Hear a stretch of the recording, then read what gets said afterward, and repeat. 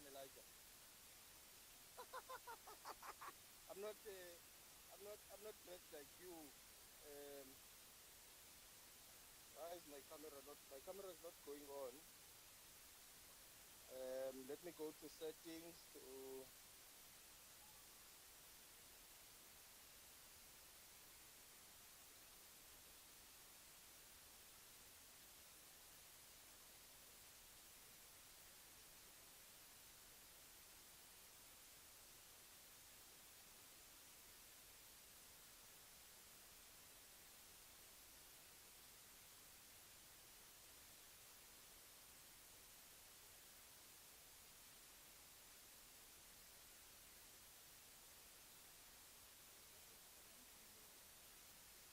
Teams. I don't know where my audio is going to.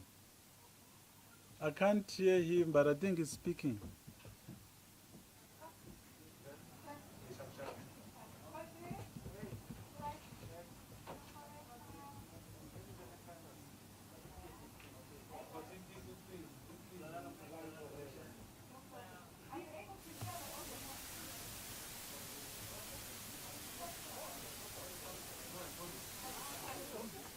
Oh, is that what should be coming from there? Ms. Ogubanjo, can you speak? I'm trying to see if my things are working. Please unmute and try to talk to me.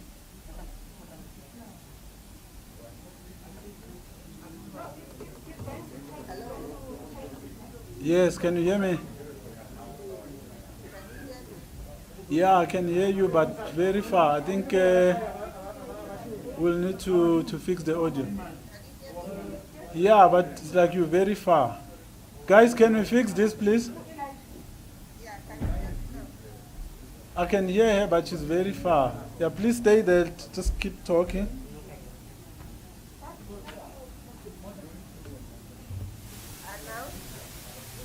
Yeah, I think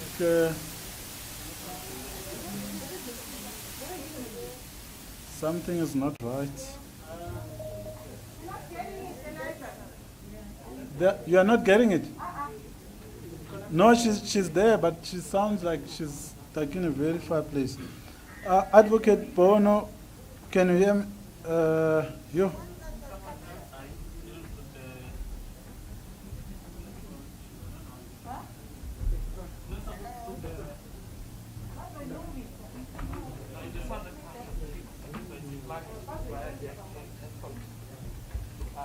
Oh, it's plugged already.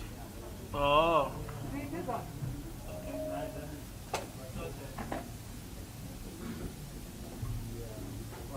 Yebo. Kanjani? All right. Good to see you here. Yeah, Bali. Zonke, let's check this one of you in Cape Town. It's looking better now. Just tilt down your head. You can please tilt down your device a little. That's it, but yeah. Yeah. Please Awesome. don't touch it again. Yes. Can you try to speak? And Yeah, I can hear you, but you're still at a distance. It's not your problem. Just stay there. They're fixing it from this side, but you're looking great, perfect. I'm happy. are they able to use earphones? Can all of them use earphones because they're picking up from the device mic? Yeah? But it was fine earlier. It's not there. It's not there. This one, when it tested it, it was loud and very clear. Sponsor, are you getting this one? Let's just ask the person to speak again. You, can you talk again? Do you have earphones or a mic or something like that? So do you mind if I join you, but I want to say? Yeah, fine.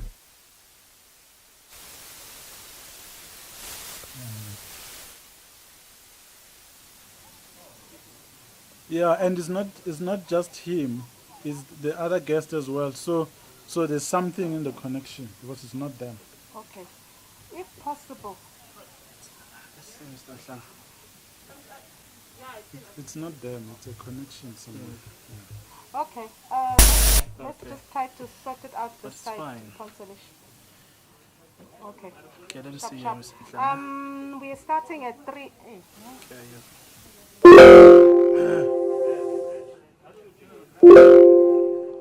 Oh, okay, you can you speak Hold on. again? Yeah. Right. Testing 1, 2, 3. Testing Yeah, 1, that's 2, 3. what's that? It's a sound. Okay. We can talk. Okay. We're starting He needs to control it from there. One- Can you open it full so I can control it from that side? Yeah. No, it's fine now. Angakhuluma. Will anyone be walking in that The volume room is low. during the presentation? Yeah. No. No. No one. Okay, then You've locked the door and everything. Okay, that's fine. I've got the door. Yes. Okay, great stuff. Oh, I was just looking at this. I was thinking because Oh, no, it's just his glasses. All right, no, that's fine. We're good to go. You can relax.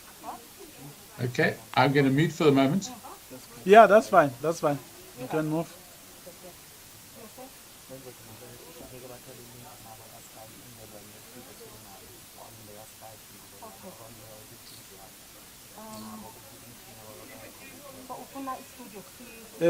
Advocate Bono, can I see you now? The last visual that I saw was not looking good. Can you show me your video? can you send me the link so that I can send it to studio? They have. Yeah. That's a big improvement. Thank you so much.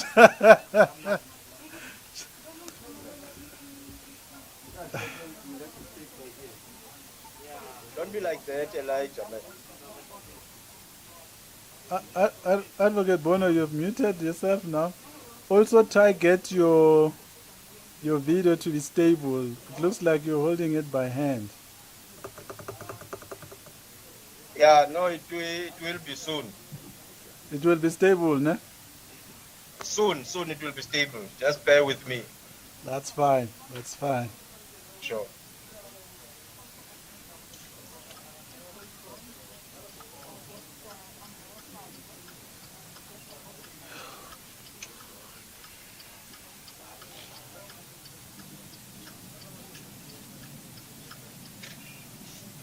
Okay. I can hear you indicating there. Yes. Why are you exposing me, Elijah? No, don't worry. We're still offline, online. Oh, okay. No, that's fine. All right. So please don't forget to stay muted. The minister will speak first. So you just stay muted and listen, and then we'll come to you. Sure. No, that's fine. Yeah. But when you stabilize, just show me your picture one more time because we are about to start in the next 4 minutes. Yeah, they must check this. Okay, I'm going to. I think some of their headrooms are not okay. Yeah, I'm almost at home. Okay. Oh, Yeah. that's right. You see, no, he needs his headroom needs to go down. Ubani? Otherwise, Amasupa zongena la. Ubani? Lo baba lo driver. No, he's going home. Oh, okay. Yeah. And then That's all right. that's your camera over there. I know that. No, My number please. one. I said please. Ozayo nje chazela ukuthi nayi camera yakho. That tall one. No, that's my director's there. Mhm. I always look at that. La baba yaba No, I'll tell them. Even with Dr. Paula the other day, I'm telling him to look Lapana. He was looking here. Are you ready?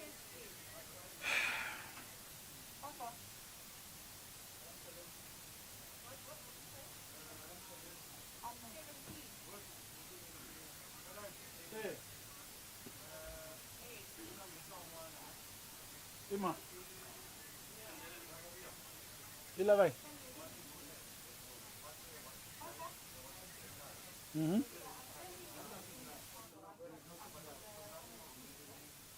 Link, okay.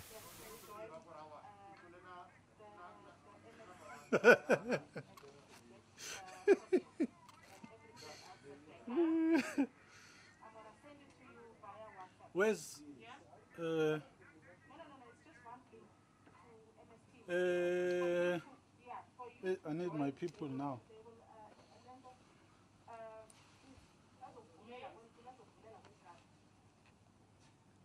yeah. Guys, are we almost ready? And the SABC feed, you can't see it. The SABC feed.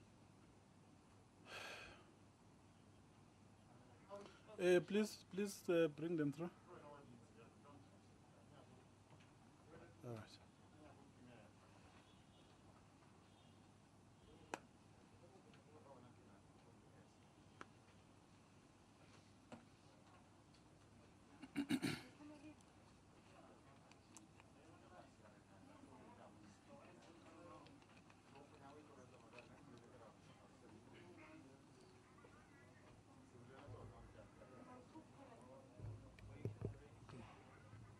This mic was Is it? off.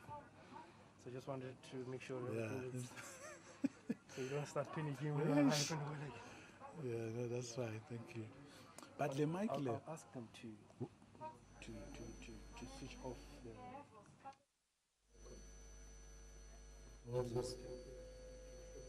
Okay. All right, that's fine. This one, does it go just to the room or it also goes to the other? This one goes to the room. This one I think is. Oh, I see. Okay, sure.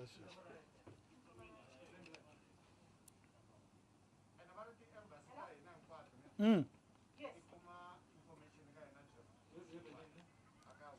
Okay. Okay.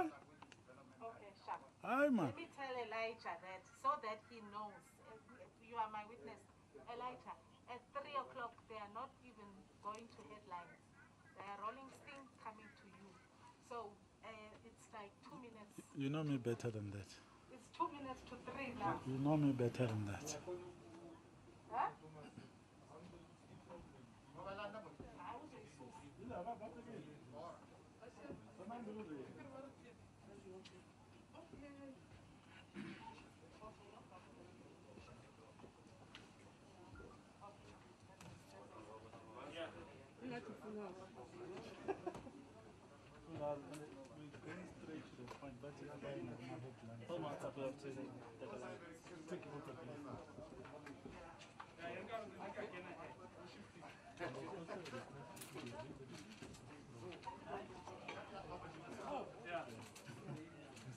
Okay.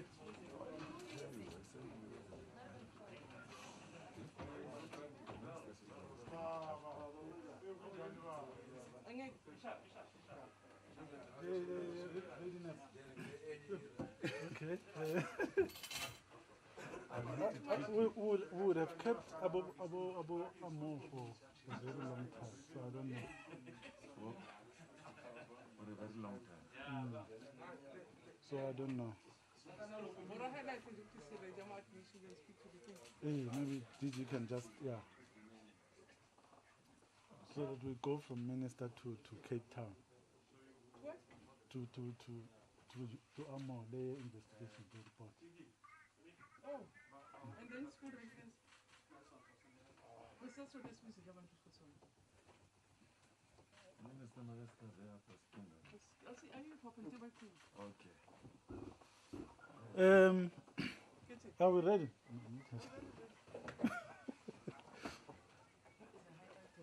Okay. En zij zei post op website. Yeah.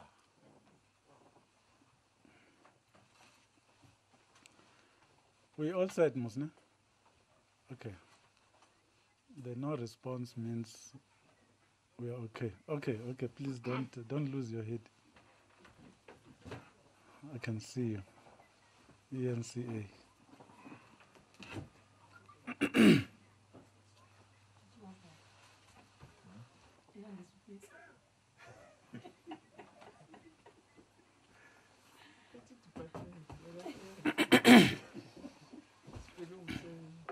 One thing, he takes as in two as in thinking that I'm going to leave this one.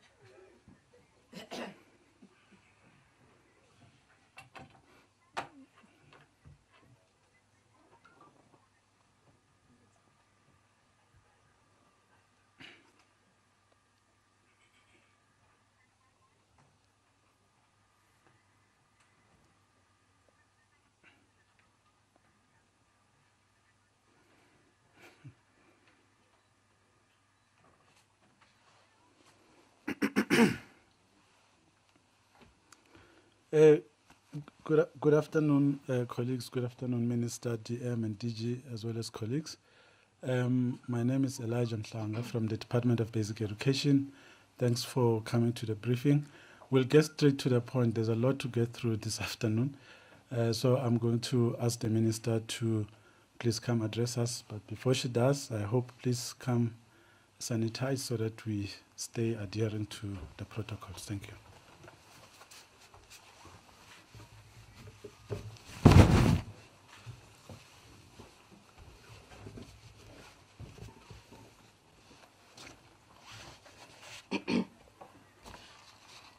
No, thank you very much, Hope, and thank you, Chair. Let me acknowledge my colleagues, my colleague, Dr. Janya Mohaule, DG, officials from the department, and members of the media, and again, thank you very much for attending this media briefing. As you'll be aware that it's almost 3 weeks since we started phasing in the reopening of the schools for the year 2021. Our management teams returned on the 25th of January. Our teachers have been at work for 2 weeks since the 1st of February and doing all sorts of necessary preparations to receive our learners tomorrow. We've also amended our school calendar for 2021 as published by the department, confirming that tomorrow, the 15th of February, will be the first day for public schooling in 2021. And from the outset, we want to emphasize that the health and safety of our teachers, of our learners, and our staff remains our top priority. So we've issued consolidated directives, which we gazetted on the 12th of February this year. So in those consolidated directions, we do emphasize the critical importance of vigilance and strict adherence to the health and safety protocols in order to save lives. And these directions have also been distributed to schools for implementation. So the 2021 school readiness monitoring through one-on-one meetings, we've been doing one-on-one meetings with our provincial departments. We've worked with our teacher unions. They have released their National School Readiness Survey, Volume 2 of 2021, which was released jointly by SATU, NAPTOSA, South Africans Onderwyser Unie, NATU, and BEU. They released their report on the 9th of February. And it has also focused on provincial and school readiness in the provinces. And we are using the survey also to plug on identified gaps from our own surveys. But we remain committed in meeting and consulting with our stakeholders, your civil society, your professional bodies, but also different NGOs in the area of education. Our monitoring tool has been focusing on health and safety, on school admissions, on learner dropout, provision of teachers, provision of LTSM, curriculum management and assessment, the rollout of ICTs, communication and technologies, and our work on the school nutrition program, on infrastructure delivery with special focus on water sanitation, but there's now a new focus on schools that have been storm damaged during the rainy season, and also inaccessible roads that we've also had reports on learner transport and safety. So, Chair or Elijah will request the DG to give more details on the topics that I've raised so that I don't take too long. We also want to announce that as a sector, we were very privileged to be allocated almost 290,000 young people who have been employed on contract as education assistants and general school assistants. And these young people have been employed in our schools in the sector to respond to the President's fiscal stimulus package, which he announced in April 2020. And as education, we call this initiative the Basic Education Employment Initiative.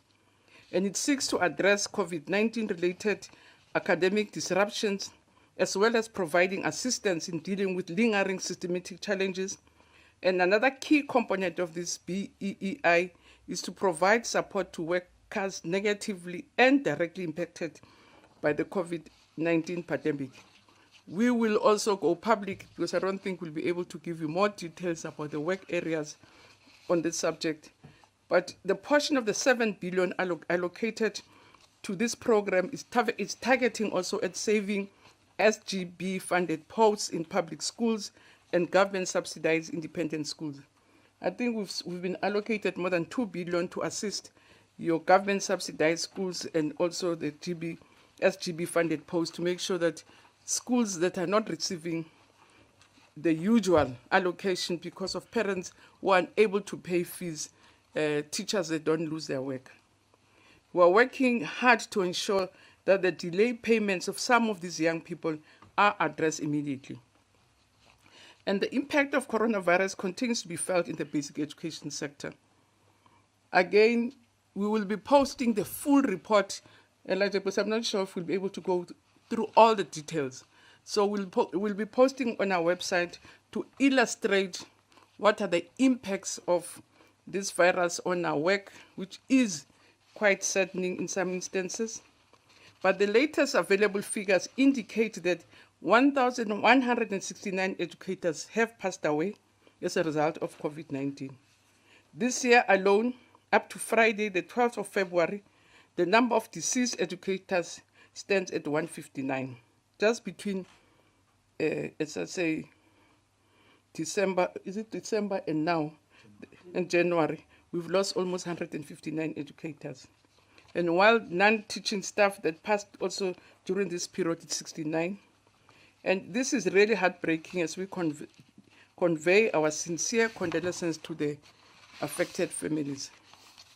The other point that we'll be quickly referring to in the DG's presentations about school admissions, I didn't tell you, DG, for some reason, my phone number was on the parliamentary website. And I was not even a switchboard, but a call center. Right through, some will even phone us 5 to 7 to say, let's get her before she even starts the day. So it is an area which shows that parents are very desperate in some instances. And again, we'll give the figures. We've requested our provinces also to hold their press briefings to update parents about backlogs on school admissions, because, as I said, those calls showed me that parents are getting restless and desperate when they don't have confirmation for admissions.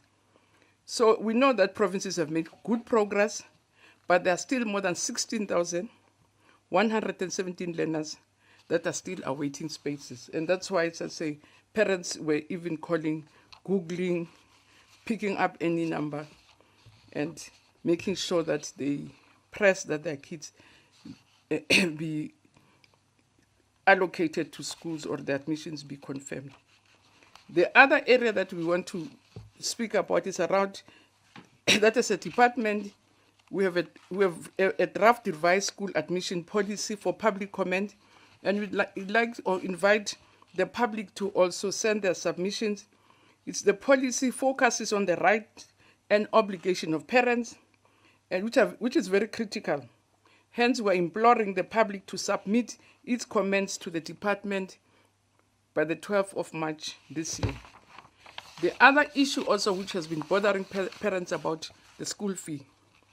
And one of the questions frequently asked is around the payment of school fees during COVID-19. I said COVID, I said right. I almost said COVID-19 pandemic. I have to be sure that I read it right. So it is important to clarify this matter, because there are two types of public schools in the country, the fee-paying schools and the no-fee-paying schools. And so fee-paying schools are allowed to charge school fees, as determined by the annual general meeting of the SGB. Therefore, the payment of school fees in such schools is mandatory. There are other phenomena, instances where parents, again, are unable because of the impact of the virus. And we are saying, because this decision is taken by school governing bodies, they should make representations to the school to make sure that the necessary procedures and protocols are followed. So we will also briefly, that's why I don't want to take long, because we'd like to also briefly update you on the 2020 matric examinations, because if you recall, for the first time in history of the national senior examinations in our history, that we had administered a combined exam, but the major issue about the 2020 exams was the question about the leaks. And we'd like to just update the public and yourselves about where we are on the matter. Advocate Luvuyo Bono, who's the chairperson of the National Examinations Irregularities Committee, and Hugh Amo, the chair of the National Investigation Task Team. I wish them to make a brief presentation on how far we are, and then again the DG will lead on that. On stakeholder engagement, as a department, we've been meeting our stakeholders on a regular basis to discuss a variety of matters affecting the sector. The regular meetings have been held with school governing bodies, with principals association, teacher unions, as I said, NGOs, learners, civil society, and different organizations that are involved in education. And the deliberations and inputs received from these engagements have assisted us as the sector to navigate the complex circumstances brought on by COVID-19 pandemic. I think since I got ill from COVID, so I'm able to, I've learned a lesson and to respect it and pronounce it properly. So yeah, I had a severe attack, so so we will strengthen our partnerships with our social partners and other partners in the department. And in conclusion, Chair, I want to thank our social partners, the business community, which has also been very helpful, even under these difficult conditions, by supporting the sector and cooperating with us under very difficult conditions. So these COVID-19 circumstances require the entire nation to support its children and indeed cooperate and support the sector on a sustainable basis. So again, we want to say, let us continue to adhere to the health and safety protocols, wear masks appropriately, sanitize and wash your hands with water and soap, keep social distancing, and avoid large gatherings. And I urge every one of us to play our part in keeping our communities safe and healthy. So Elijah, let me just step off quickly so that I can give a chance to these other two presentations. But thank you very much.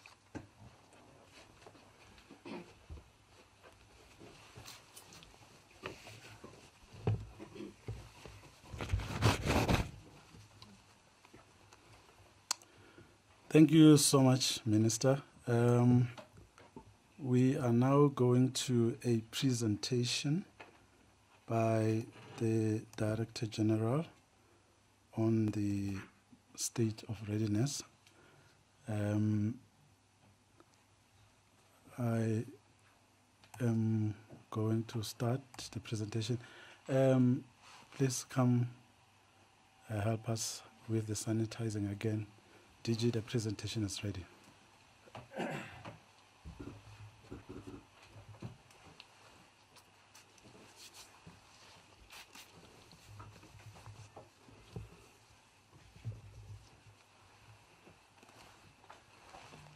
Good afternoon, Program Director, Minister, Deputy Minister, colleagues from the department, the South African public. I'm going to quickly go through just the highlights of the areas of the state of readiness. I must indicate that we collect this data every week. We have one-on-one meetings with individual provinces. We started even before the arrival of the school principals on the 25th of January. We'll continue with that. The 5 teacher unions also commissioned a survey, which is extremely useful. They've given us the second updated survey. I received it yesterday. We've shared it with the entire sector, shared it with Minister, Deputy Minister, MECs, heads of education in all the 9 provinces. It's important because it helps to plug on the gaps that we identify from the information that we're collecting. I'm going to try and spend just a few minutes on this so that I don't take much of your time. I would like us to spend more time in the presentation that's going to follow. The introduction is just to reflect what the WHO is saying about the impact of school closure. It's well known to all of us. It has its own social ills, such as unwanted early pregnancies, learners losing the opportunity to acquire skills and competencies that they need, as well as opportunities for vocational education. But apart from that, services that are provided through schools, such as the National School Nutrition Program. I'll say a little bit about that during the course of this. The next one is just to characterize the year that was 2020, extraordinary year. I want to convey our greatest appreciation and thanks to the leadership in government and in civil society, including our stakeholders who've been our sounding board every step of the way, but also thank the South African public for having demonstrated their confidence in the public schooling system in particular. I must say, meeting with our counterparts from Namibia, Zambia, Rwanda, and other countries, all of them said, we're watching you, following on your footsteps. Remember that whatever you do, we're also looking at some of the things that we can use to navigate this difficult environment. So, reopening of schools, essentially all schools reopened, except for a few, as we can see from the presentation, which were really unable to start because of incidents such as inclement weather, storm damage, and so on. But the latest information that we have is that provinces have done their best in terms of making sure that right from the first day of reopening, they work on these schools to make sure that when learners arrive, at least schooling will continue. In instances where schools are not accessible, provinces have been advised, we've been working with them to find alternative facilities so that learners do not stay without, receiving education. We're also looking at, how many principals were able to arrive, how many teachers arrived on the 1st, principals on the 25th of Jan, and we're providing those figures there.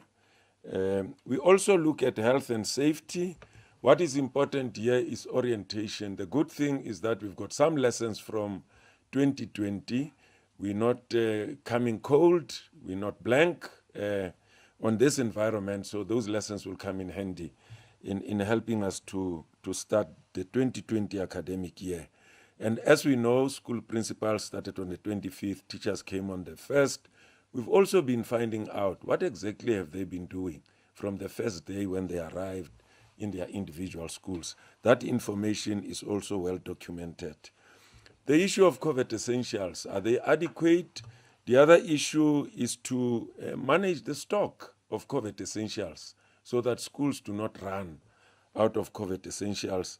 I must say that in this difficult fiscal environment, we know that the economy has not been growing. The pandemic just exacerbated the fiscal situation. Money is not readily available to deal with all of these things. We had to actually take money allocated for infrastructure to procure COVID essentials. We're also going to continue with 5 models of timetables that schools are advised to consider. We'll continue with alternating days, alternating weeks. Platooning, although is discouraged by many schools and many districts and provinces, it's one of the 5 models that are available.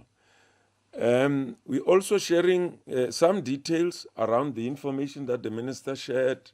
We've been hard hit by the pandemic, particularly starting from the month of November, culminating to December, right in the middle of the storm of the second wave up to January. We've lost some of our educators and some of our very experienced and competent officials, and they will remain martyrs of the basic education sector as we move forward. So we're sharing the data around fatalities. We can see that the numbers that the minister referred to as indicated there, we're sharing on educators, on learners, which is the smallest, which is 19, lower than even the international benchmark, and the non-teaching staff. School admissions, as the minister said, we really want to applaud provinces. We've drastically reduced the backlog of placements. We can see that, we've admitted for grade 1, 717,433. For grade 8, we've placed or admitted 733,149. You can see that we still have a few that have not been placed. For grade 8 is 16,000. For grade 1, which is drastically low compared to previous years, it's about 8,000, and we'll be looking for placing all of them in a week or two.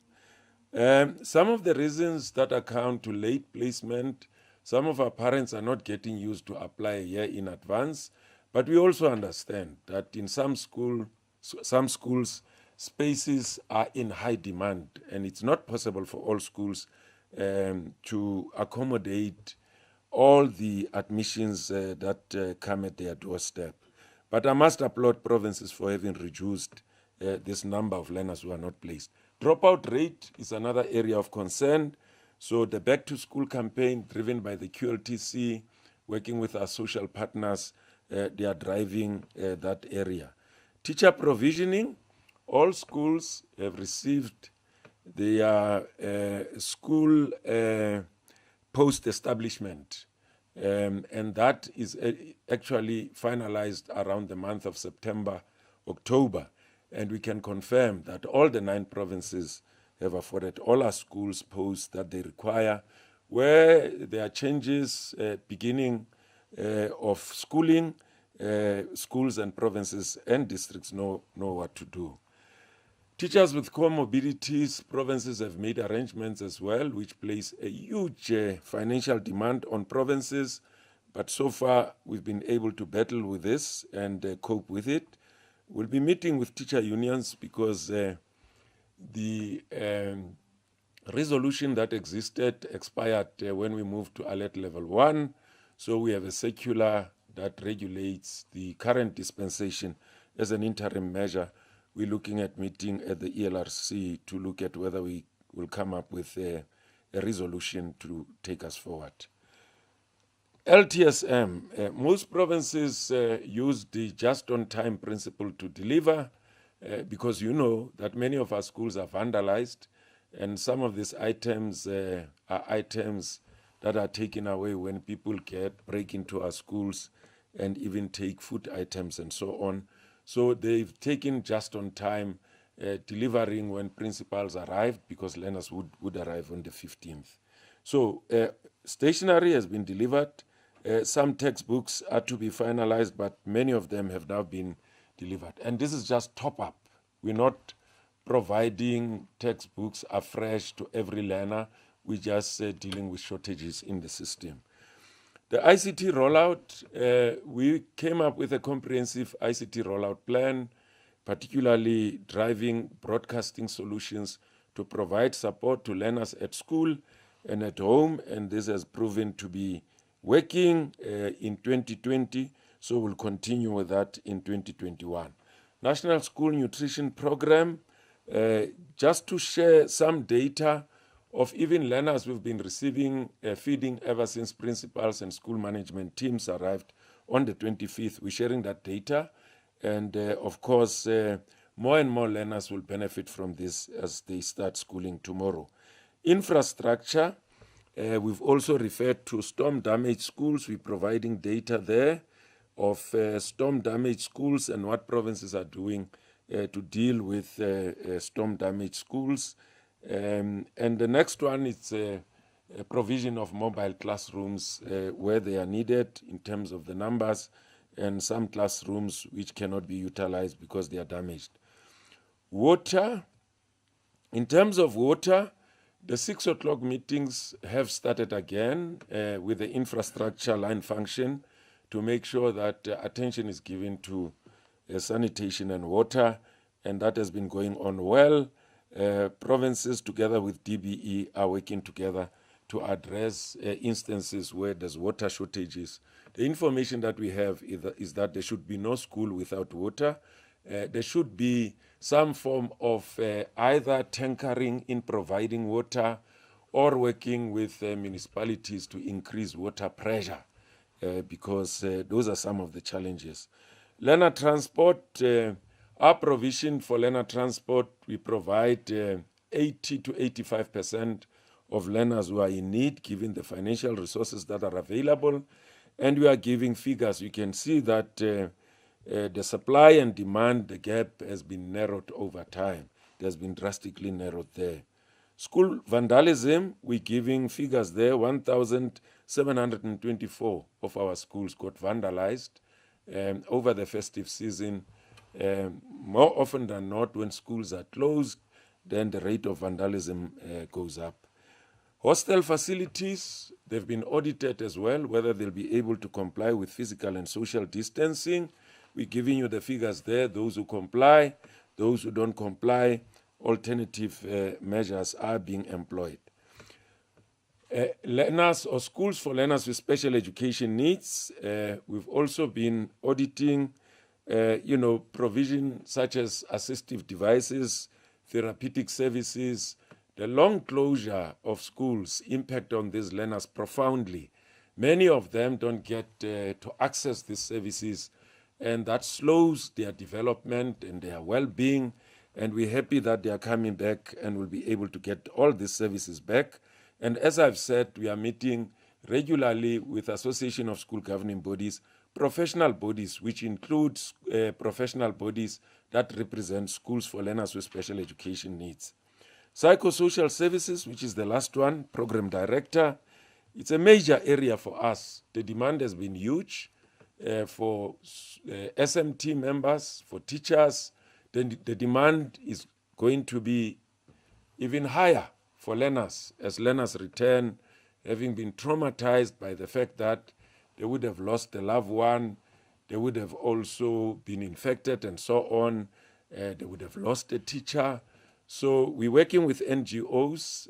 We've also brought in online services that will come in handy to provide for this. We're also working with faith-based organizations because they are very good in this area. So we're going to keep monitoring this and make sure that the necessary support is provided. Thank you very much for indulging me.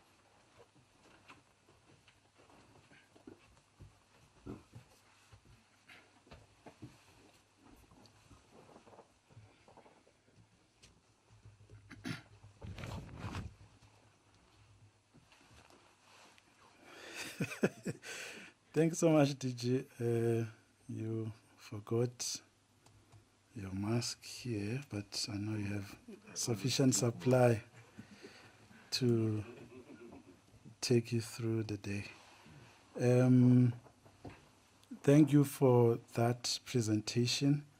We are now going to cross over to Cape Town, where we're going to find Hugh Amor, who the minister has already referred to, is the chairperson of the NITT, which is the National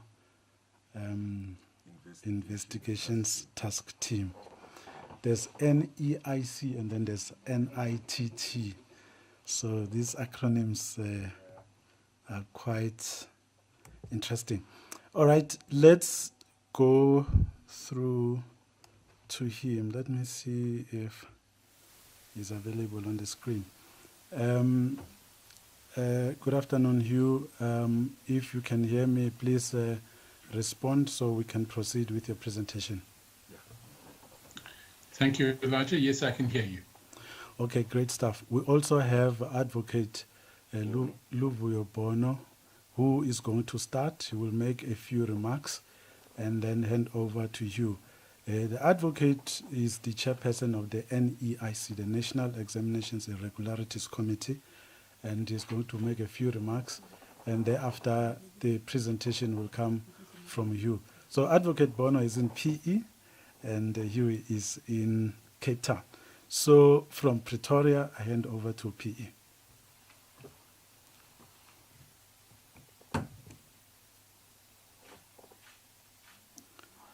Advocate, please unmute. Thank you, Mr. Mhlanga. And good afternoon to the Minister, the Deputy Minister, the DG, and members of the media.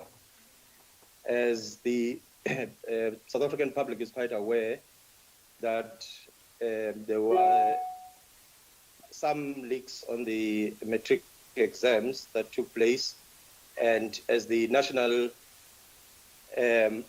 Irregularities Committee, we then subjected the matter to an investigation, which was led by Hugh, the NEITT, and Hugh will give you a detailed report on what came out, but from just in brief from the investigation, which looked at, amongst other things, investigative marking, verification, as well as a statistical analysis of the marks.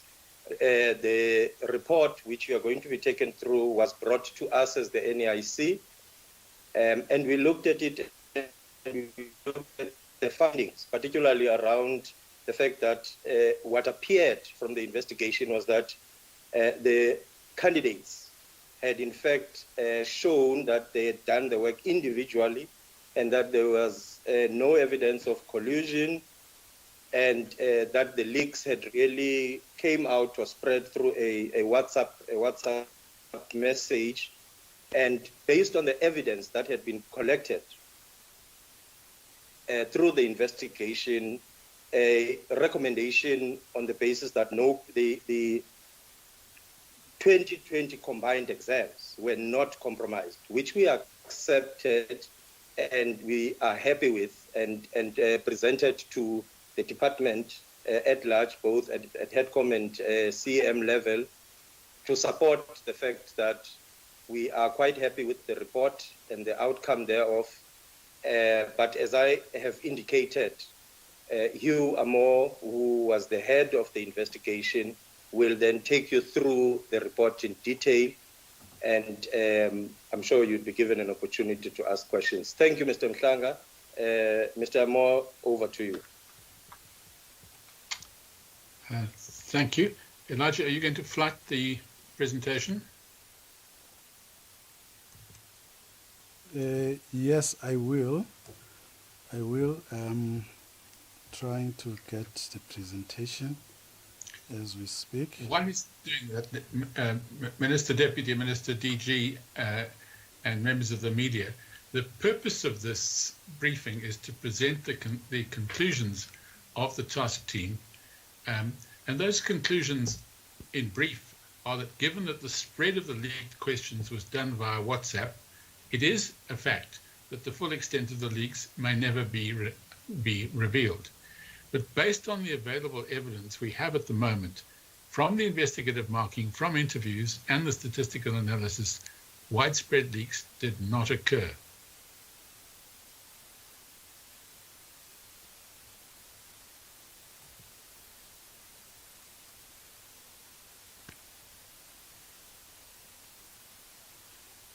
Elijah, would you like me to try?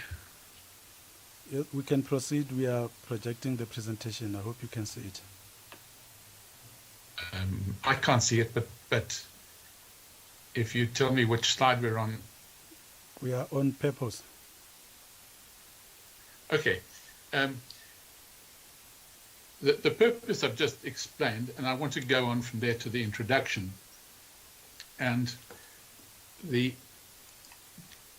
point that I think needs to be made here is that the National Senior Certificate is a flagship qualification. It's critical at the exit from schooling at grade 12, and therefore it's critical that its integrity and credibility is maintained. And I think we need to make the point that despite the very successful administration of the combined 2020 examinations for the NSC and the senior certificate amended. And I think it's worth just pausing to note that took place for over 1 million candidates for the first time, because the June candidates were added to the November candidates. And it took place, as I don't need to remind anybody, in the context of COVID. So we had a very successful administration of the exams, but it needs to be accepted that the examination was marred by the leaks of Mathematics Paper 2 and Physical Sciences Paper 2 question papers. What I want to try to show is that our investigation, which was to establish the extent of the leaks, to determine the source of the security breach or breaches, to identify those individual candidates who had prior access to a leaked question paper or papers, to make recommendations on the credibility of the examination in the country as a whole, and to work with the provincial examination irregularities committees.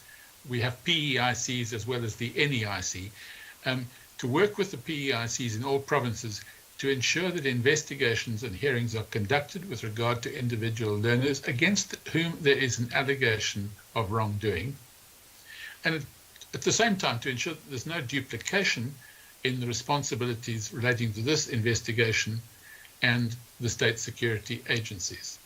And then it was critical for our task team to make recommendations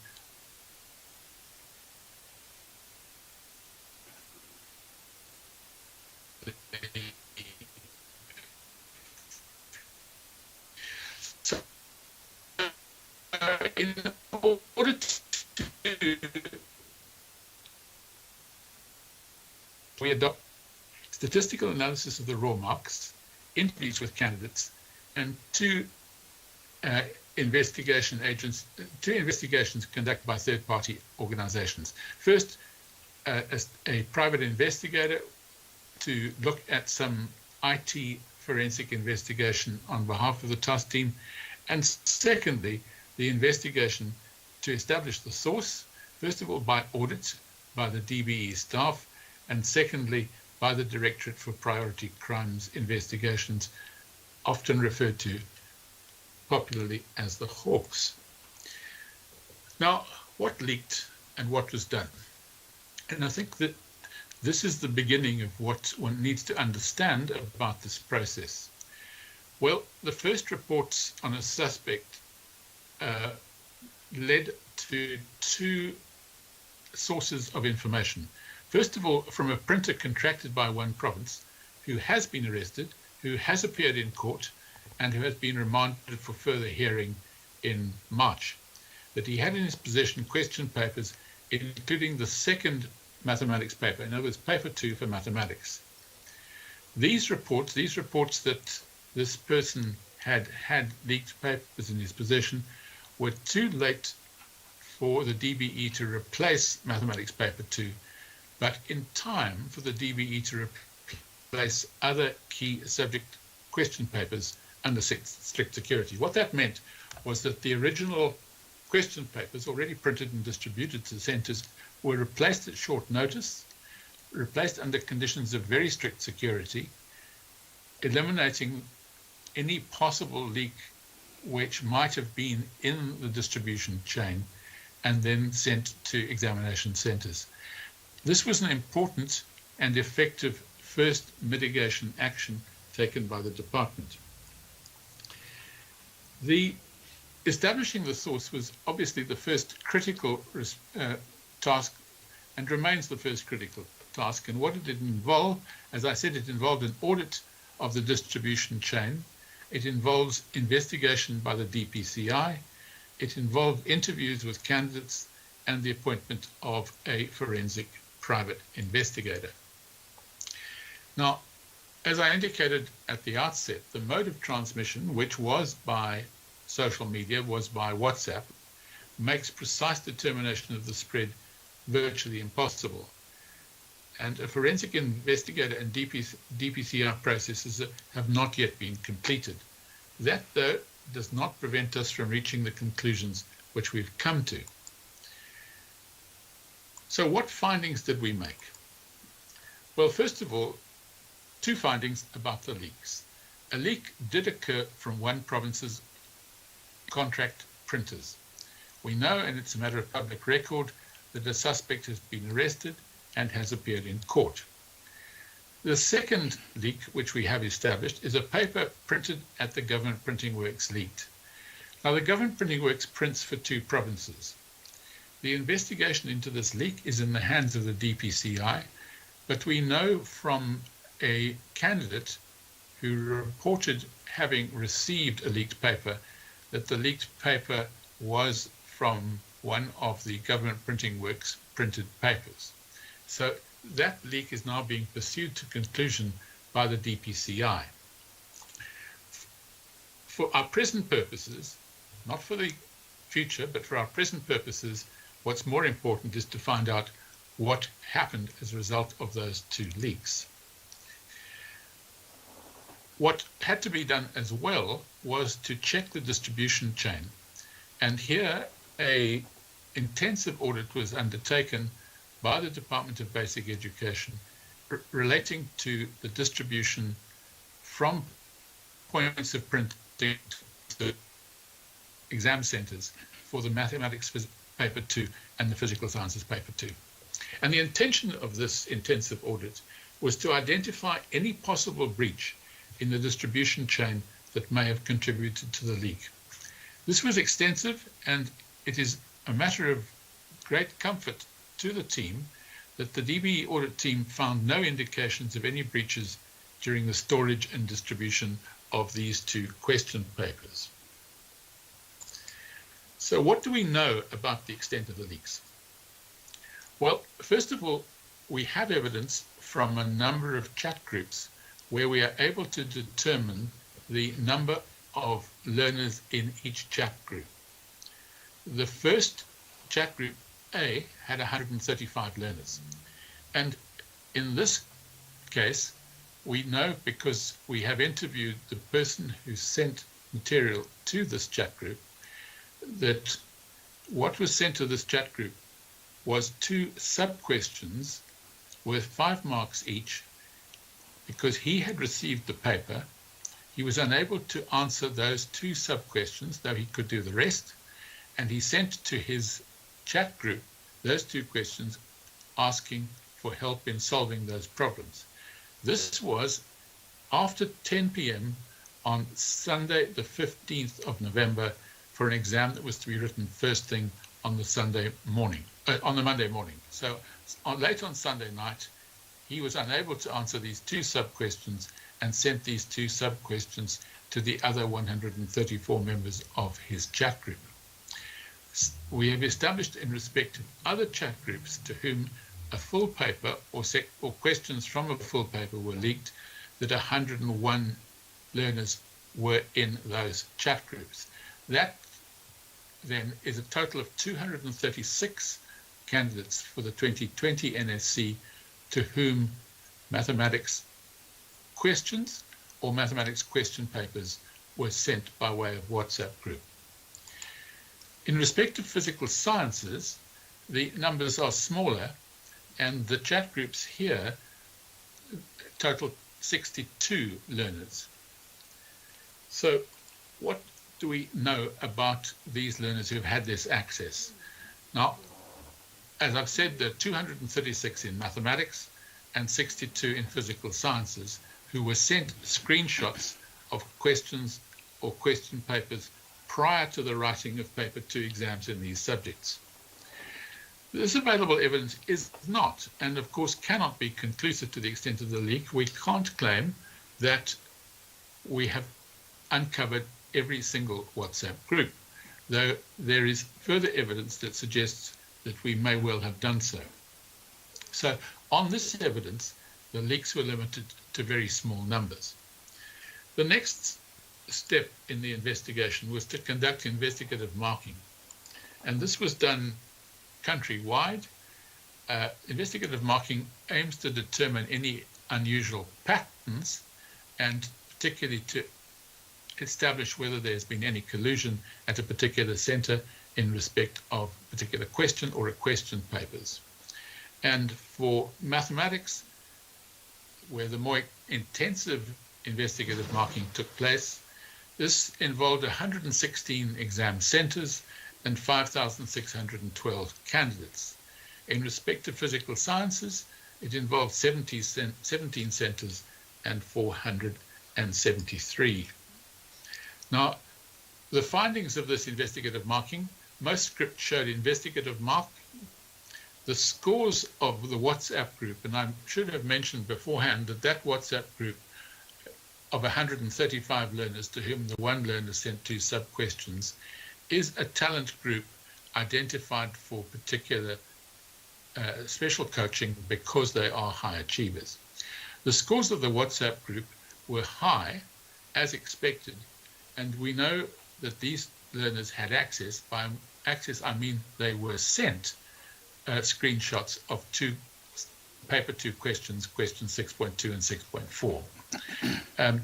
We do, of course, and we have looked at what having been sent the screenshots meant. And the evidence is very clear that on the claims of the candidates, and they have been interviewed, on the claims of the candidates, very few of those 134 had opened the WhatsApp message before the exam. And that is understandable. This was sent late on the Sunday night for an exam first thing on the Monday morning. And while some people may be addicted to their cell phones, not all learners are. And what was important is that there was no evidence found through this investigative marking of collusion amongst the candidates.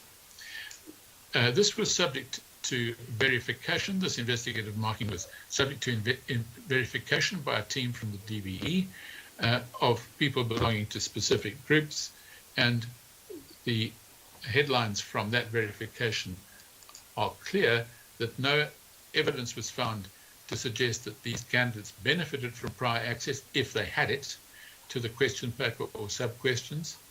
The suspect candidates, and what I mean by suspect candidates is those candidates to whom a screenshot was sent. We know that they were sent, and in many cases, the candidates concerned claim that they had not opened that post before, and in some cases there is cell phone evidence to prove that. There were specific candidates who presented evidence of performance in the whole of the investigative marking group that need further investigation, but this was not group related, and that investigation is taking place independently because it's not linked to the leaks of these papers. The next important task was to subject the results to statistical analysis. And the purpose of this was to determine whether there was any pattern that indicated unusual performance in Maths Paper 2 or in Physical Sciences Paper 2. Given that the leaks related to these 2 question papers, we were confident that if there had been widespread leaks, it would be apparent through a process of statistical analysis. And what we did in order to try to give us confidence on this, and particularly confidence in respect of any pattern that we might or might not observe, is that this statistical analysis was done on the results not just of 2020, but on the results of the 4 preceding years, 2016 to 2019. And simply to give you an indication of what the cohort sizes were, and the statistical analysis was confined to the full-time candidates in each of these subjects.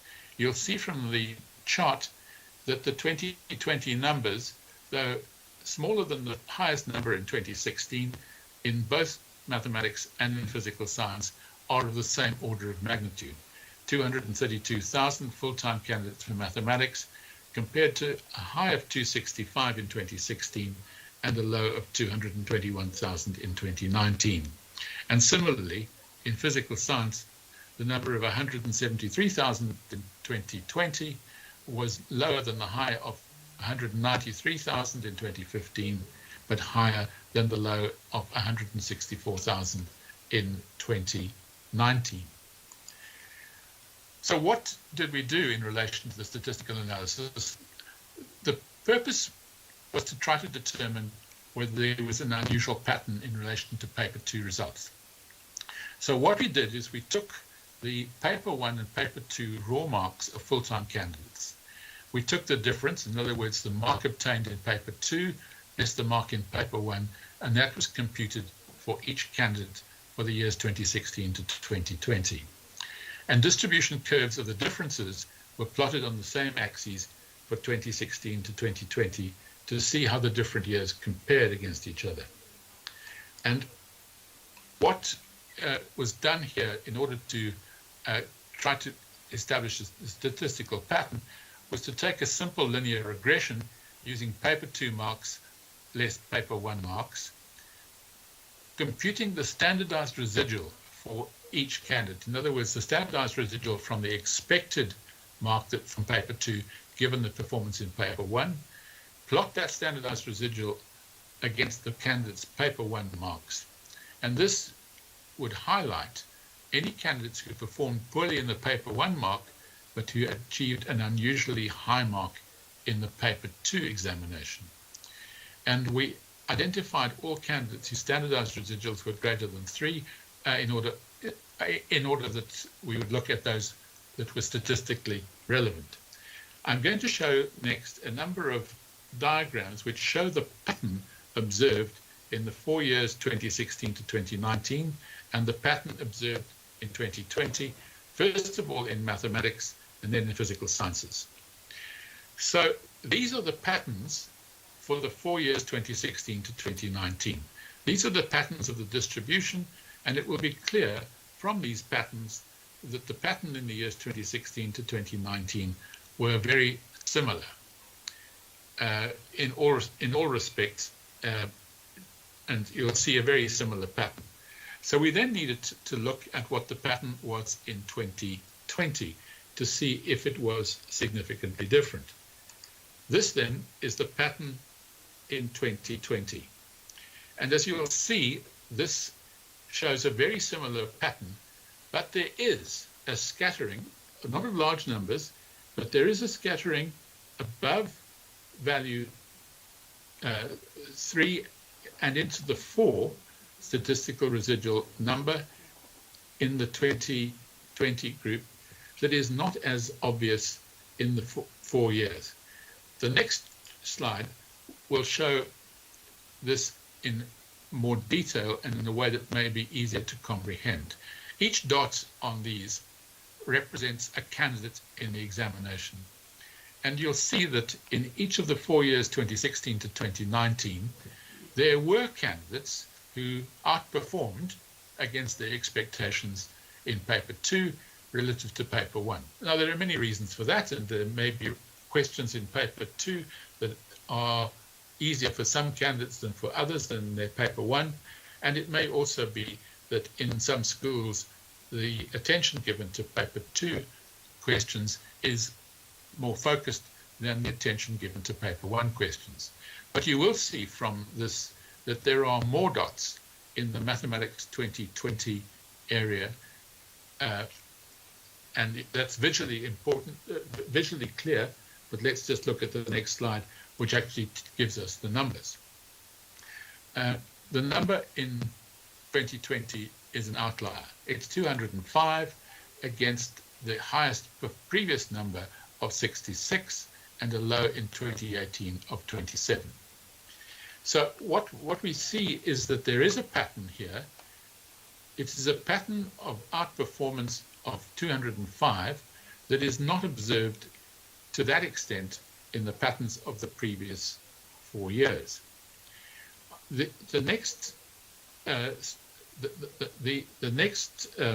slide that we wanted to look at was what happened to the 175 full-time candidates in mathematics. Of that 236, the 175 who were sent a question or question paper, what was their performance?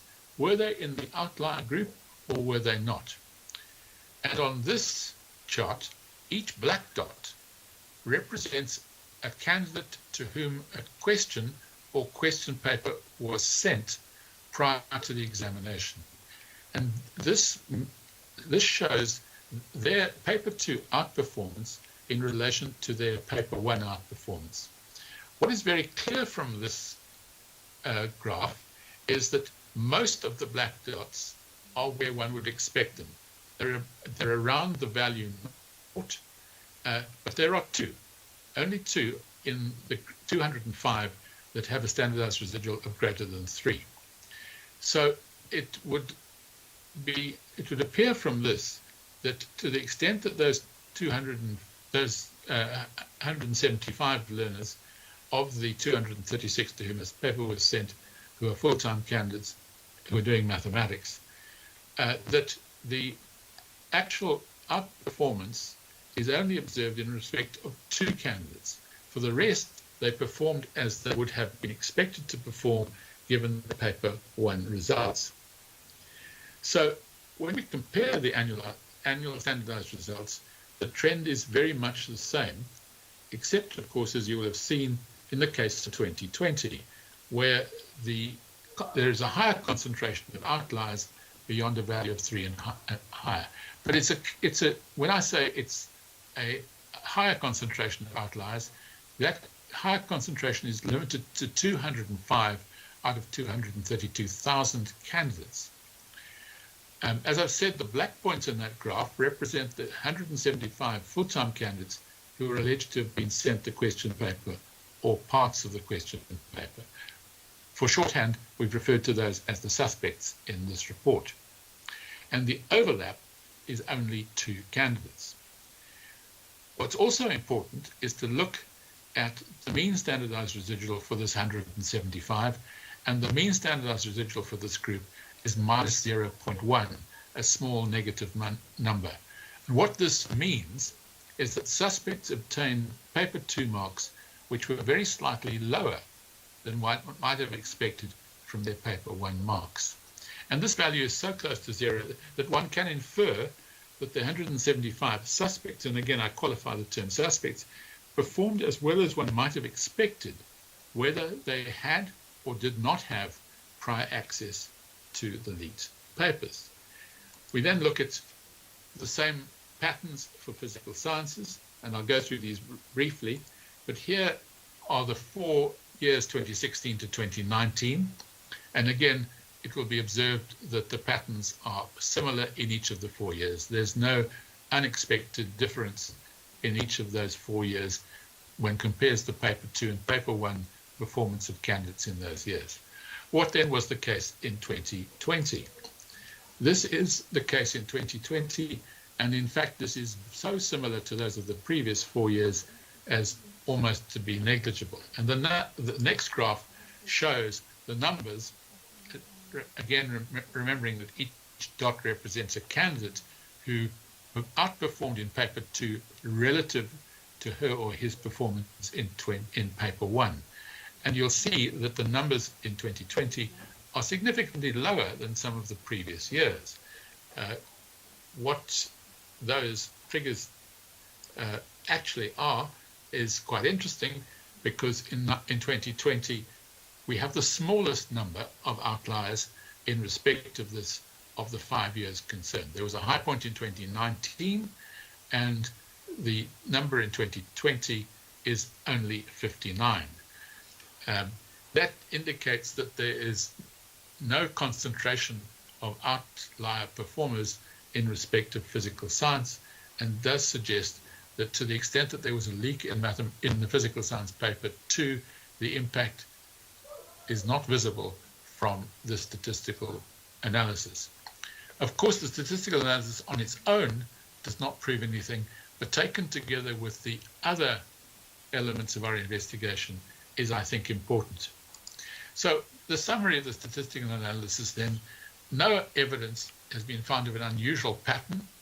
There is evidence that only 2 of the 175 suspect learners were in the upper standards residual for mathematics, category 3 and above. But there were another 203 in that outlier group. And further statistical analysis has shown clustering of the 205 with a standardized residual greater than 3 in a small number of schools in one geographical area. These schools in which there is this clustering had a mean school standardized residual of greater than 1. That attracts attention and means that we need to give further attention to it. So I'll come quickly to our conclusions and recommendations. And the headline conclusions and recommendations, given that the spread of the leaked questions was done via WhatsApp, the full extent of the leaks may not be uncovered. Any member of any group might have forwarded what she or he had seen to other people. That's possible. But on the evidence available at the moment from investigative marking and the statistical analysis and the interviews, widespread leaks do not seem to have occurred.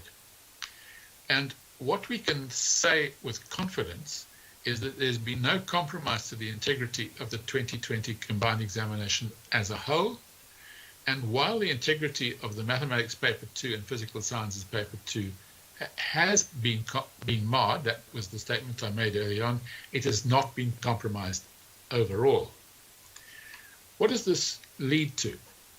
Well, as I've said, neither investigative marking nor the statistical analysis on their own would be conclusive.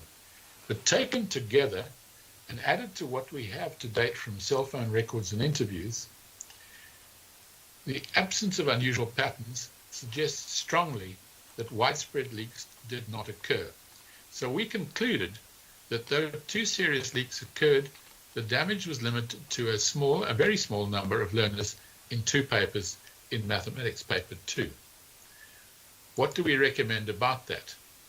Well, first of all, we are clear that one of the key things for the future, not for the present, one of the key things for the future is that it is of the utmost importance that the case against the person accused of stealing papers from the one province's contracting printers office, that process be pursued to conclusion. And secondly, that the investigation into the leak related to the government printing works be finalized and the process be pursued to conclusion.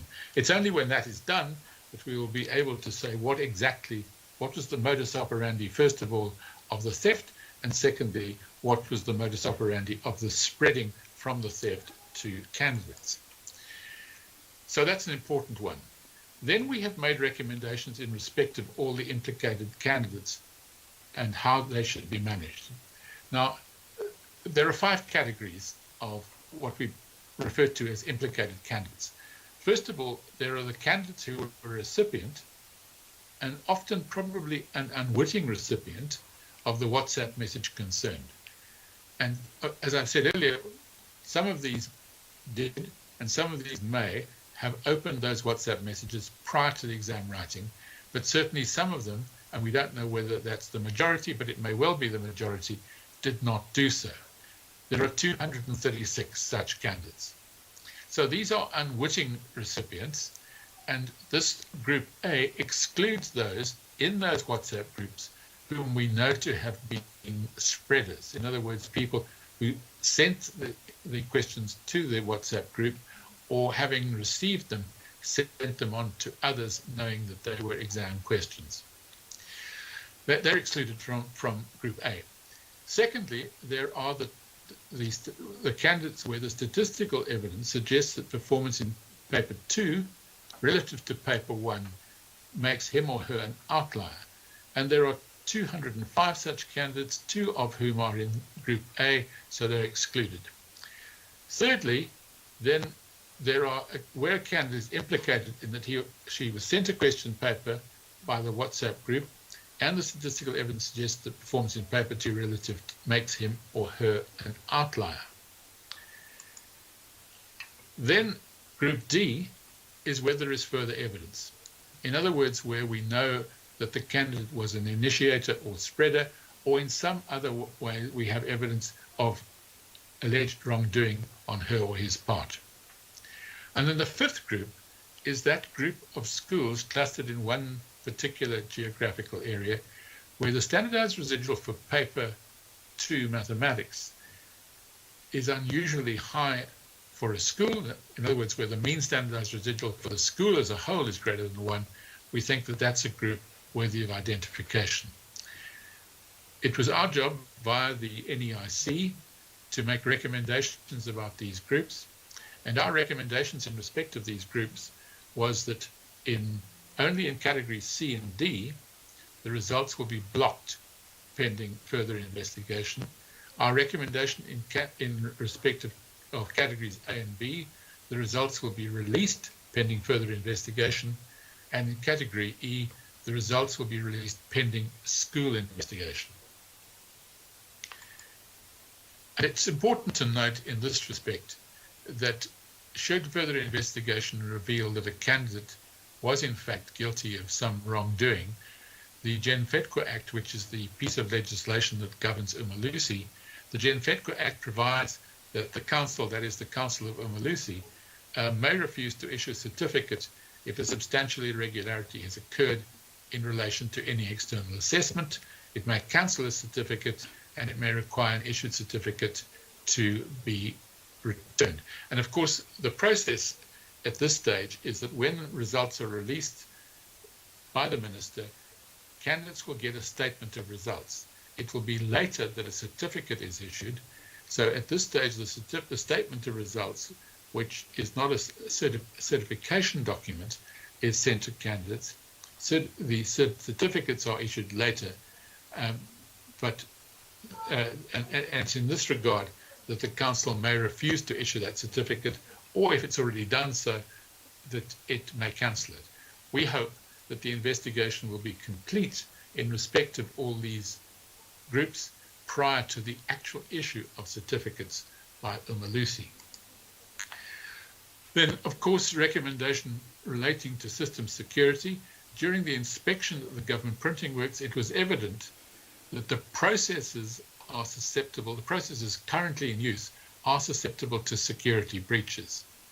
And we recommend that an audit of these processes and protocols should be undertaken, and where necessary, changes be made to the protocols governing this printing. That is a recommendation for the future. And in parallel, once we have conclusion of the 2 cases which we know are underway, we hope to be able to establish modus operandi in both cases, and at that stage we will be able to look at that and to take such remedial action as may be necessary. That brings me, Minister, to my last slide, which is to say the full report of the NITT with our recommendations. These were presented to Umalusi on Friday, the 12th of February. Umalusi will make its decision and will host, I understand, their official media briefing on the integrity of these public examinations tomorrow, Monday, the 15th of February. And of course, we now await the Umalusi announcement. Thank you very much. Thank you very much, Mr. Amo, for that detailed presentation. We really appreciate it. And we are glad that your network was able to stand for the entire duration of the presentation. Thank you so much to also Advocate Bono, who is part of this process, and we really appreciate the work that has been done. Colleagues, I'm now going to allow for questions to be asked. I know some of them might have already come through on the WhatsApp line. I'm going to ask colleagues on the WhatsApp line. In fact, let's start there so that we get through those questions. I did indicate earlier that there was a lot to get through this afternoon, and I'm sure the colleagues might have seen already that we've gone through like quite a bit of information. So the questions might just be as many. But TK, let me come to you in terms of the questions on the WhatsApp line. Takelan. Thanks, Mr. Mhlangen. Good afternoon to everyone. Our first question is coming from Geoff Hill from the Washington Times. He said, Minister, you mentioned the problem of learner dropout, and at the end of 2020, there were instances of orphans and children whose IDs had been lost within the Home Affairs system, allegedly being denied a chance to write matric at state schools. And he said, I have personally investigated one of these allegations. Could you please let us know what the official policy of government is on this matter? And we have Thais Kiba from the Platinum Northwest TV and Brothers Times, and the question is, what is the plan for the Department of Basic Education regarding schools that are and will be affected by floods and heavy rains, especially in the rural provinces like the Northwest? And Mr. Mhlanga, we have a couple of questions here from Mahlaku Komane from the SABC News, and I think there are 5 questions, which are the last from what I have. Let's go through them. Yes, and the first one from Mahlaku is, what is the plan for the placement of these 25,099 grade 1 and 8 learners? Have the provinces given commitments in terms of dates when all learners will be placed? And number 2, also Limpopo and Western Cape have the bigger number in terms of unplaced learners. What are the challenges in these provinces according to what they are telling you? Number 3, Limpopo and KZN account for the majority of the deceased educators. How will these provinces fill these vacancies, considering that it is challenging to attract educators to the rural provinces? Number 4, according to the presentation, 22 Northwest schools don't have water. When will this be resolved? And the last question from Matlaku, which will also be last overall from my side. 18 schools in Mpumalanga and 42 schools in Limpopo failed to open due to storm challenges. What will happen to learners in those schools on Monday? Thanks. All right, great stuff. Thank you for those questions. I'm not sure if there's any questions in the room. I'm seeing 2 hands, not more. That's good. It means that there's not a lot of people in the room, so we are adhering to the regulations. Please introduce yourself and then get through to your question. Sohoma Afi from ENCA. I just want to find out the dropout rate. What are we currently sitting on in that regard? And the vandalized schools, how many of those have been fixed, including the ones that Mahlako has now mentioned that were damaged by the storms in various provinces? Thank you. Thank you. China from Newsroom Africa. Just clarity on the attendance of learners. Will it be a full going back? There will be no designated days. Can the Minister please explain that? And lastly, just Minister, it's a day before the schools start. Why was this briefing so late? Okay. I'm going to ask the Minister to go first. Can you answer for me? Yeah, Minister. There are protocols. There's that camera there that we must look at. I hope, please assist.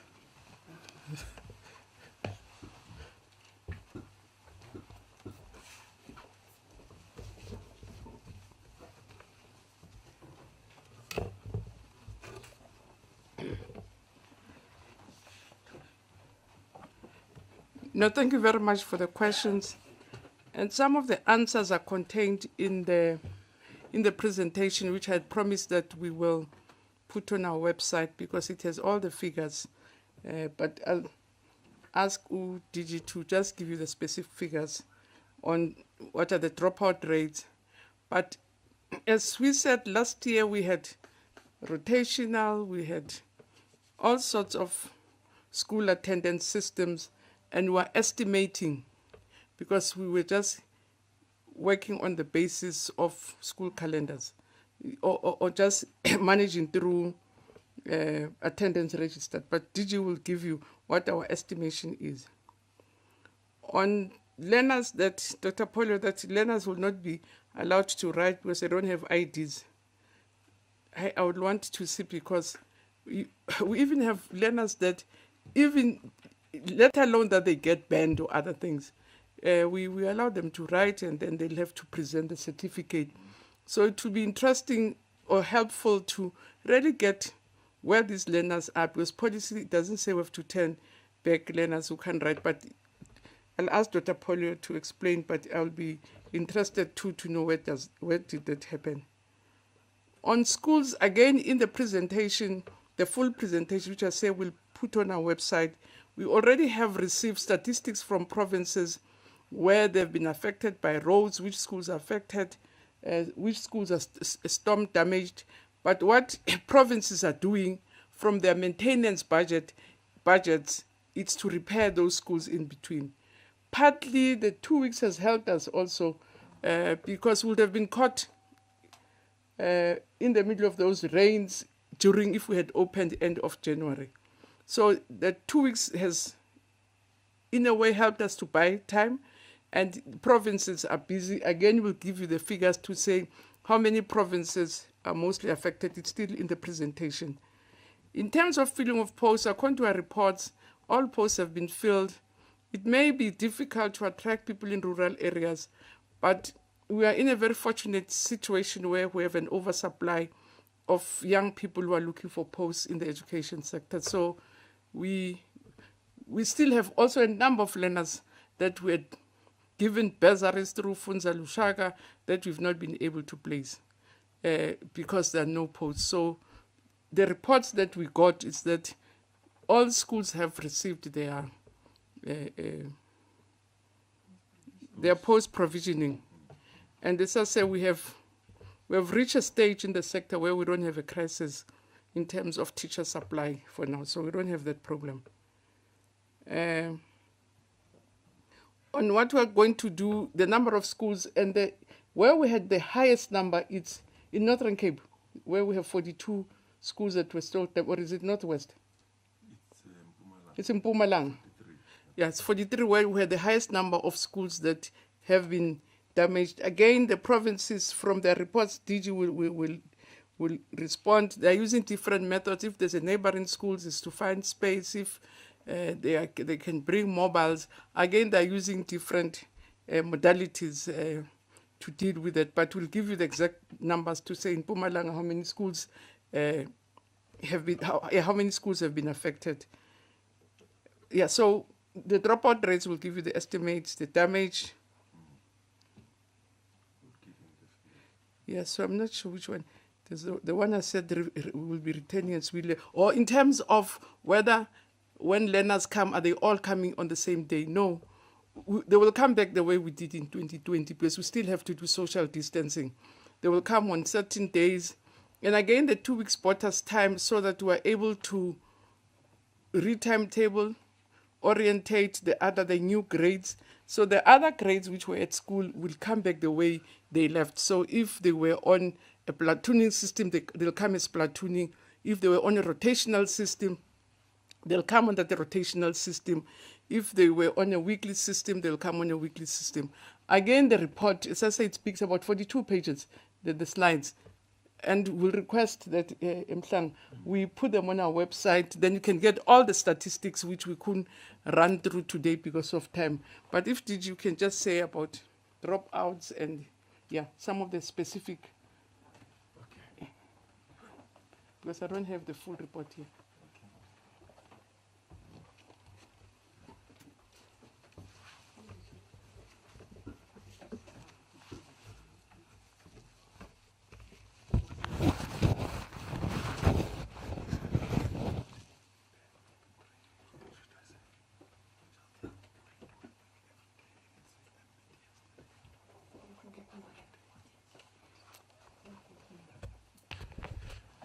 Oh, thank you very much, Minister, and thank you, colleagues from the media, for your comments and questions. Did you don't forget to, I forgot this other one, but why are we reporting so late?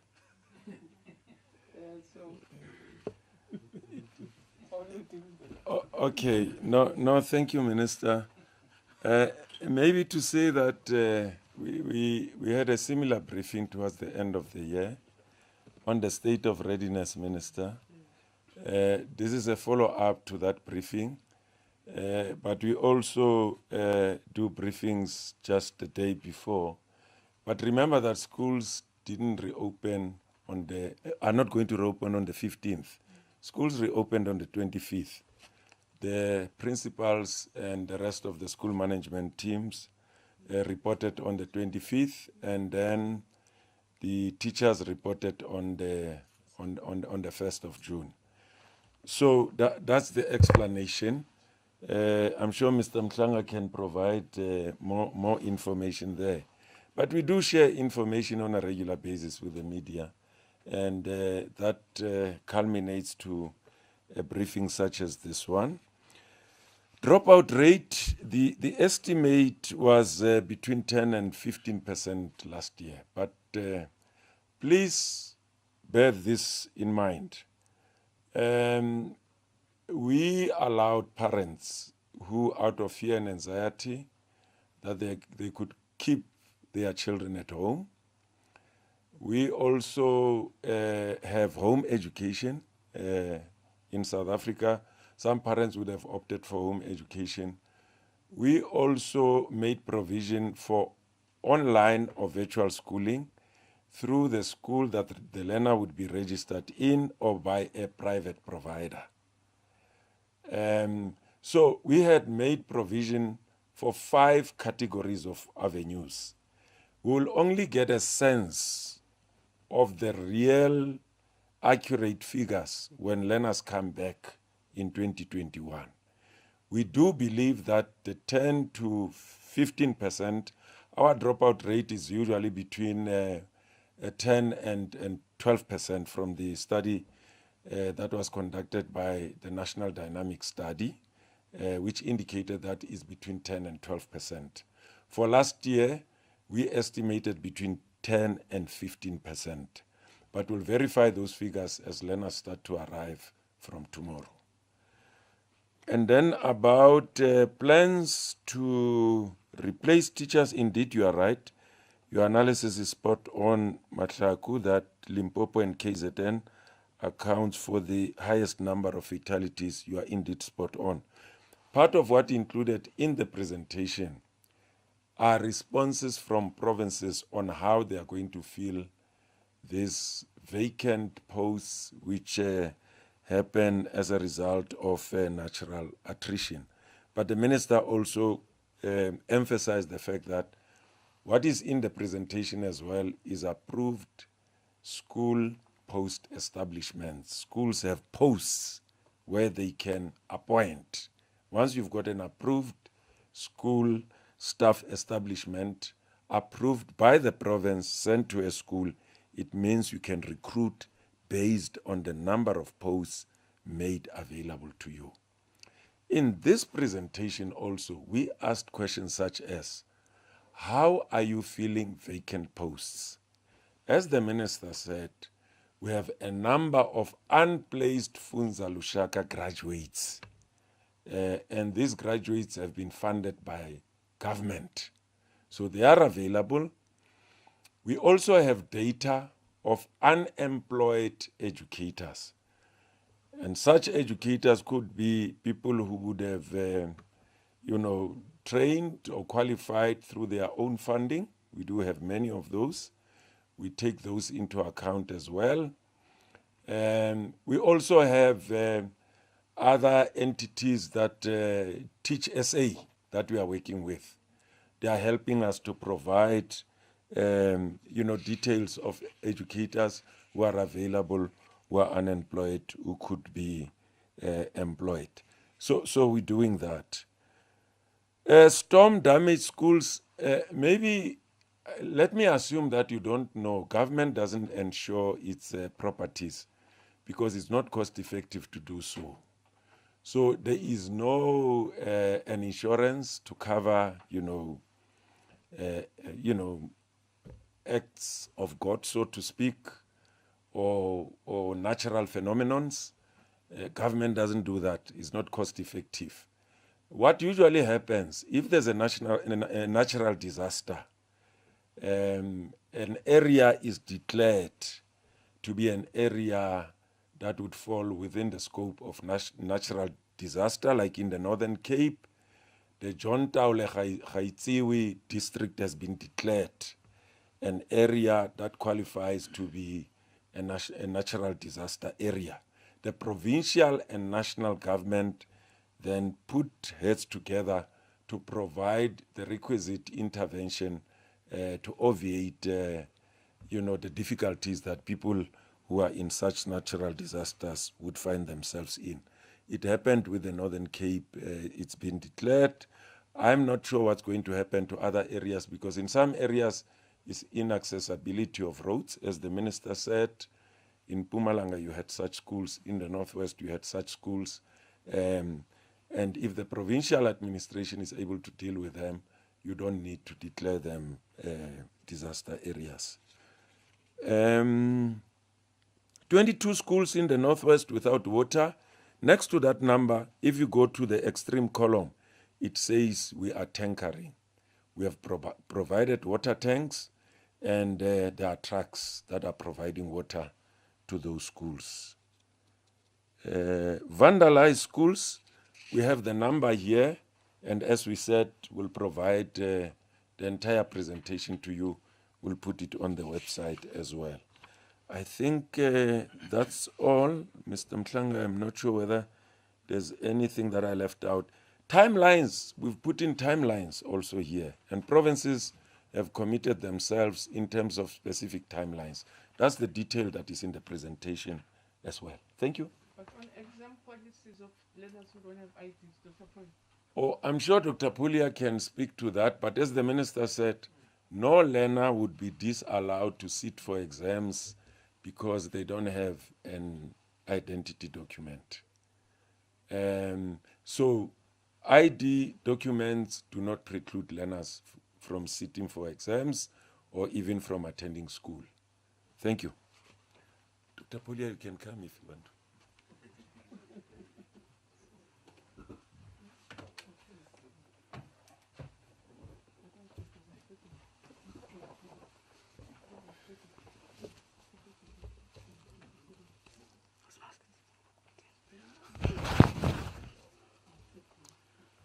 Thank you so much, Minister and DG.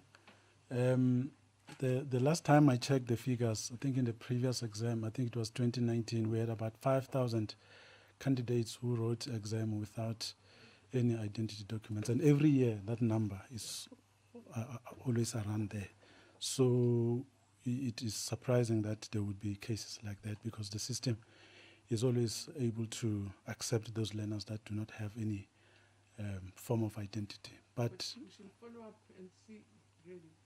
Yeah, we will definitely follow up. We'll request for the information to come through so that we can investigate those cases. Thank you so much, Minister. Any more questions on the WhatsApp? Any more questions in the House before we close? Okay. So Zikona. Okay, let's start with the WhatsApp and then we'll end up with thanks, Mr. Mhlanga. On the WhatsApp, we have Thando Kubeka from Eyewitness News. And the question is, have all schools in the country met the health and safety protocols to reopen tomorrow? And are those schools that will not, open tomorrow due to insufficient supply of PPEs? And which provinces have been mostly affected? And the last one is from Bongekile, from Mail and Guardian. And the question is, which I believe this question was answered. The question is, the minister just said that all teacher posts have been filled. And just 2 weeks ago, the portfolio committee said after its oversight to provinces, it had found that there was a serious shortage of teachers in the Eastern Cape, especially in the Joe Kabi and Alfred Nzo districts. In the Alfred Nzo district, the committee said there was more than 1,000 vacancies. Is the minister saying between that oversight visit 2 weeks ago and now those vacancies have been filled? Thanks. All right, Sakana.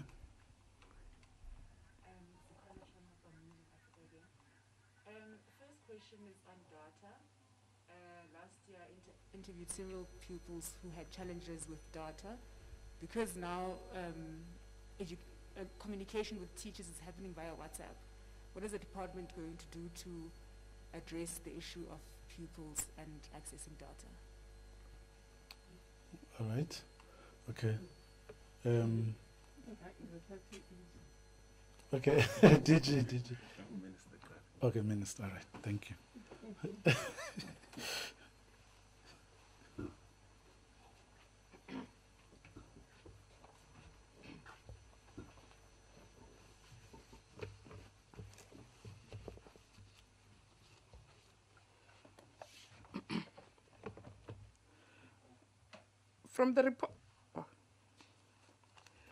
From the reports that we've been receiving in terms of school readiness, the new major challenge really is not about your PPEs now, your mask and your sanitizers.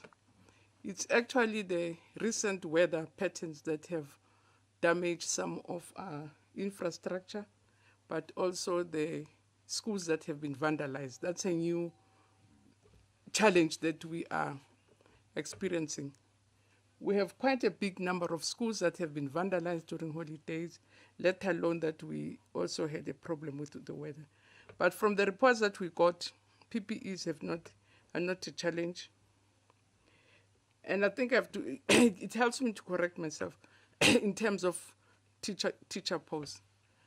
The report that we received with DM is saying all schools, all provinces say they've given their schools the allocated posts, which means schools and district are now able and free to appoint. And the point is that we have a large pool of unemployed teachers from college.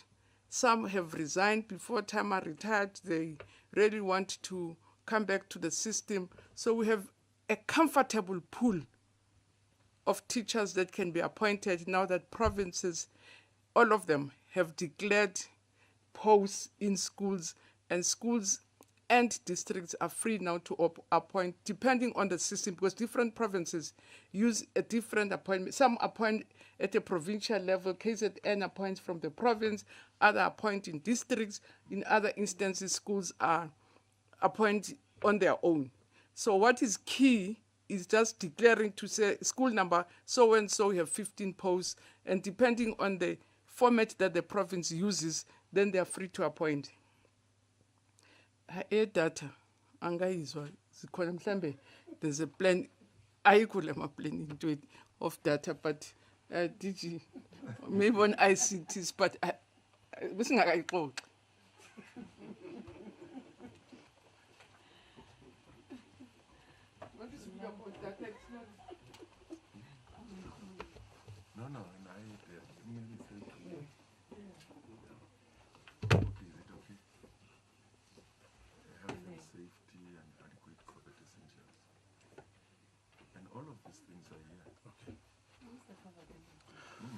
Okay, colleagues, thank you so much, Minister. Some of the questions that are being asked are in the presentations. We have since all of them. We have since shared the presentations in some of our media WhatsApp groups, but in the next hour they will be available on the website, on our website, and we'll be able to read. It's quite a lot of information to engage in. Tomorrow the Minister will be visiting schools, Prosperitas High School. That's where she will start in the morning. For monitoring of day one. Thank you, colleagues, for attending the media briefing. We really appreciate it. Have a good afternoon.